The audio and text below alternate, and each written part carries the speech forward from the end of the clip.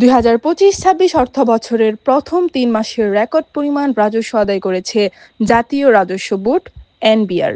জুলাই থেকে সেপ্টেম্বর পর্যন্ত সময়ে আদায় হয়েছে ৯০,৮৮৫ কোটি টাকা, যা বাংলাদেশের ইতিহাসে সর্বোচ্চ। গত অর্থবছরে একই সময় আদায় ছিল ৭৫,৫৫৫ কোটি টাকা। ফলে প্রবৃদ্ধি দাঁড়িয়েছে ২০.২১%। সবচেয়ে বেশি রাজস্ব এসেছে স্থানীয় পর্যায়ের মূসক খাত থেকে ৩৪,৮১৯ কোটি টাকা। এছাড়া আয়কর ও ভ্রমণকর খাতে আদায় হয়েছে ২৮,৪৭৮ কোটি টাকা, আর আমদানি রপ্তানি খাতে ২৭,৫২৮ কোটি টাকা। এনবিআর বলেছে, ৩টি খাতে রাজস্ব আদায়ে হয়েছে নতুন রেকর্ড, যা অর্থনীতিতে ইতিবাচক গতি আনবে বলে আশা করা হচ্ছে। মাহজামিন শিফা, নিউজ ডেস্ক, টিডিং বাংলা।